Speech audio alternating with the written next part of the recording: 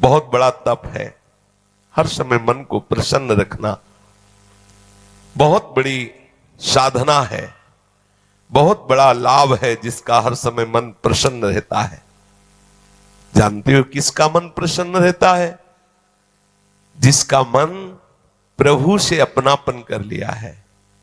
मन को सदैव प्रसन्न रखना है तो भगवत संबंध से ही मन प्रसन्न रह सकता है। ये मन चंचल क्यों रहता है, अशांत क्यों रहता है?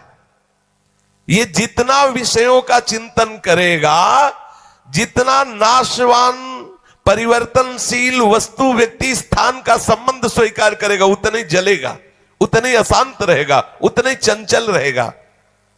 त्यागात् शान्तिरनन्तरम, जितना ये सब वस्तु व्यक्ति स्थान का राग त्याग करेगा उतना ही शांत हो जाएगा, उतना ही आनंदित हो जाएगा, उतना ही प्रसन्न हो जाएगा। मना प्रसादः, यदि आप मन को प्रसन्न करना चाहते हैं तो किसी भी व्यक्ति वस्तु स्थान का इसे संबंध न रख ले पावे, ये सावधानी रखना।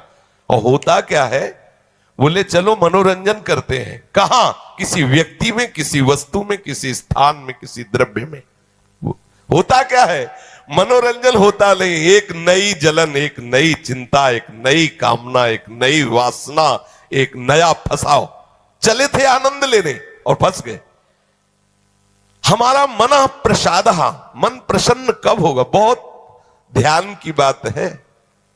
भगवान कह रहे त्यागात् शान्तिरनन्तरम, यदि आप शांति देना चाहते हो, अपने मन को आनंद देना चाहते हो, प्रसन्नता पाना चाहते हो, तो आप वस्तु व्यक्ति स्थान के संबंध से रहित कर दो अपने मन को।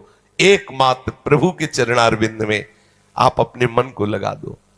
फिर आप देखें आपका मन सदैव प्रसन्न रहेगा, क्योंकि प्रभु अविनाशी है, वस्तु व्यक्ति स्थान परिवर्तनशील है। वो एक रस प्रसन्न रह ही नहीं सकता जिसका वस्तु व्यक्ति स्थान से संबंध है, नहीं रह सकता, क्योंकि वो एक रस नहीं है तो मन कैसे एक रस होगा? वो विनाशी है, परिवर्तनशील है, मूल में दुख है, केवल ऊपर से सुखद दिखाई दे रहा है। मन में अशांति, दुख, क्लेश, बंधन का कारण है किसी वस्तु व्यक्ति स्थान से अपनापन कर लेना। सूक्ष्मता से देख लीजिए, अभी हम यही फंसे हैं, चाहे हम ज्ञानी भगत हो, चाहे प्रेमी भगत हो, अभी केवल मन के भगत हैं। मन को अभी भक्ति के मार्ग में नहीं खड़ा कर पाए। किसी भी वस्तु व्यक्ति स्थान से राग न रह जाना, यह वैरागी का लक्षण है। समस्त वस्तु व्यक्ति स्थान में एकमात्र सच्चिदानंद आराध्य देव को देखना, यह अनुरागी का लक्षण है। हम देखें कि हम ना तो वैरागी है ना अनुरागी है, हम तो रागी है। हर वस्तु व्यक्ति स्थान से हम सुख भोगना चाहते हैं। देख लो, अगर ऐसा नहीं तो फिर मन जाएगा ही नहीं। जब तक सुख की लालसा नहीं तब तक मन जाने वाला नहीं। इसको जहां जहां सुख का मिलने का भाव है वहीं वहीं ये जाता है। जब धन संपत्ति, स्त्री, पुत्र, नाना प्रकार की भोग सामग्री, इनमें हम अपनापन कर लेते हैं तो मन हमारा चंचल हो जाता है। सबका प्रश्न होता है, मन भजन में नहीं लगता, चंचल है। मन चंचल आपने किया है, आपको ही छोड़ना पड़ेगा।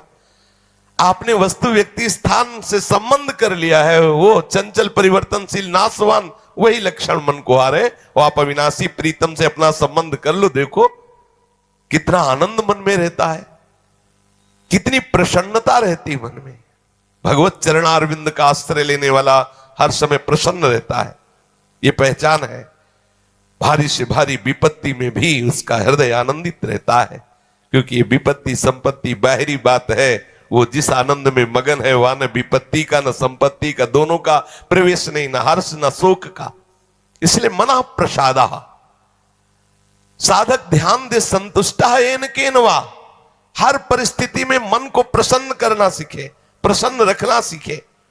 परिस्थिति में प्रसन्न तभी रह सकते हैं जब भगवत चरणारविंद का आश्रय नहीं। कभी परिस्थितियां किसी को चैन नहीं लेने देती, कभी संयोग, कभी वियोग, कभी हर्ष, कभी शोक, कभी अनुकूल, कभी प्रतिकूल, कभी मान, कभी अपमान। इसी द्वंद्व में हम पिसते रहते हैं, तो मन कहां प्रसन्नता का अनुभव कर पाता है। मन की प्रसन्नता के लिए सांसारिक वस्तु, व्यक्ति, परिस्थिति, देश काल, घटना आदि को लेकर के हम अपनापन, अहम करके उसे ना माने। जैसे ये व्यक्ति मेरा है, ये वस्तु मेरी है, ये स्थान मेरा है, ये अमुक अमुक मेरे। अब आपका मन प्रसन्न नहीं रहेगा, जलेगा, अशांत रहेगा। अपने स्वार्थ या अभिमान को लेकर किसी का पक्षपात न करना। यदि आप अपने मन को प्रसन्न रखना चाहते हैं तो अपने स्वार्थ की पूर्ति के लिए या अभिमान की पूर्ति के लिए किसी का पक्ष न लेना। किसी का मंगल करने के लिए, किसी को आनंद प्रदान करने के लिए हम भले सलाह दे दें, लेकिन अपना अहंकार पोषण करने के लिए, अपने स्वार्थ की पूर्ति के लिए हम पक्षपात न लें। नहीं, हमारा मन प्रसन्न नहीं रह पाएगा। मन को सदा दया भाव से युक्त रखे, क्षमा भाव से युक्त रखे।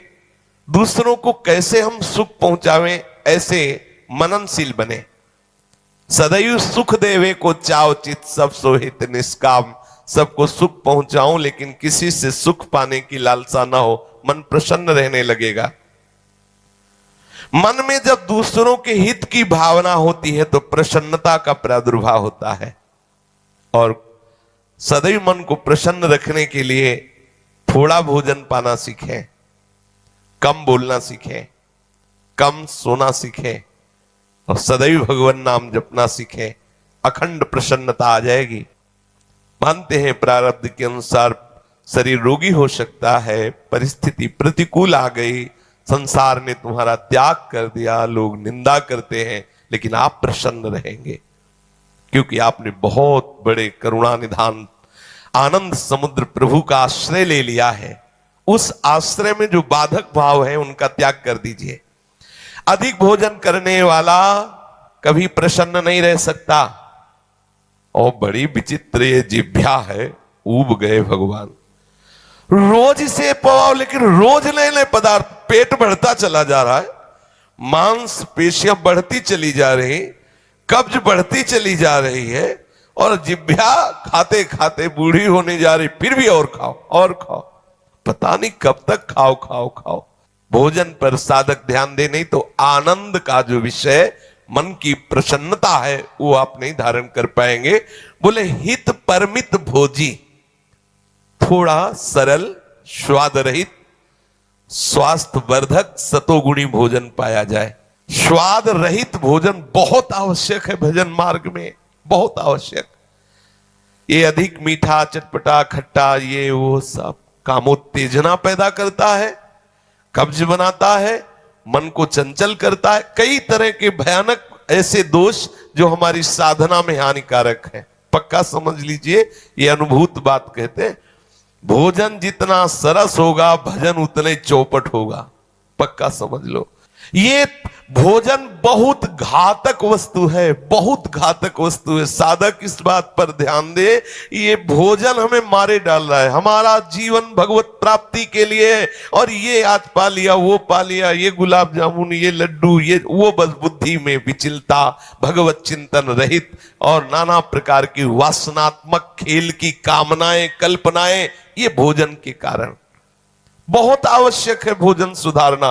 भोजन नींव है परमार्थ की। जैसा खाओ अन्न वैसा बने मन। तो मन प्रसाद कैसे प्राप्त होगे, क्योंकि आपका भोजन ठीक नहीं है। बहुत सावधान, बहुत सात्विक और नियमित परमित भोजन हमें मन प्रसादा स्थिति में निश्चित प्रतिष्ठित कर देगा। दूसरा, नित्य में एकांत सेवी। उपासक को चाहिए कि कम लोगों से मिलने का स्वभाव बनाए। सत्संग सुना या गुरुजनों के पास बैठकर जो प्रश्न उत्तर हुए, बस चुपचाप एकांतवास करने का अभ्यास होना चाहिए। हर समय हम किसी से बात करते रहे, हर समय हम किसी से मिले रहे, हर समय कोई हमारे समीप रहे, तो हमारी अंतर्मुखता नहीं हो। भले वो हमसे बात न करे, लेकिन हमारी अंतर्मुख वृत्ति में वो बाधक हो जाएगा। इसलिए साधक को चाहिए कि एकांत सेवी बनने का स्वभाव बनाए। ज्यादा किसी से बात नहीं कर। वैसे बात करने का नियम तभी रखना चाहिए जब कोई आपसे प्रश्न करे और प्रश्न का उत्तर आवश्यक है देना, उत्तर देने से उसका मंगल होगा तो ही बात करें, नहीं ना करें। बहुत कम जीवन है हमारा, बहुत कम समय है। हम अगर व्यवहार प्रपंच की सत्ता को सत्य मानकर केवल यही हमारा कर्तव्य है, यही ऐसा व्यवहार का निर्वाह करना, तो हम भगवत साक्षात्कार कब करेंगे? कब हमारे हृदय में वो अखंड प्रसन्नता, कब हमारे हृदय में वो अखंड विकलता भगवत साक्षात्कार की होगी?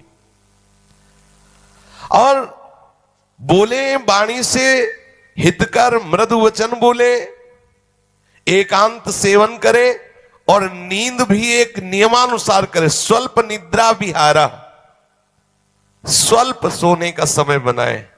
24 घंटे में 5 घंटे बहुत है शयन करना, बहुत है, मतलब बहुत हो गया 5 घंटे। 6 घंटे तो उनको जो बहुत शारीरिक श्रम करते हैं, 7 घंटे मतलब खत्म, अब इसके आगे साधक शब्द नहीं लगेगा। 6 घंटे तक तो मतलब बहुत हो गया कि बहुत श्रम करता है, इसलिए ठीक है। 7 घंटे मतलब प्रमाद स्थिति आ गई, 7 के बाद तो प्रणाम है, फिर तो कोई बात ही नहीं है। अब आप देख लो किस श्रेणी में आप हैं। उत्तम साधक 4 घंटे में हो जाता है, ठीक है। 5 घंटे, 5 घंटे पर्याप्त है।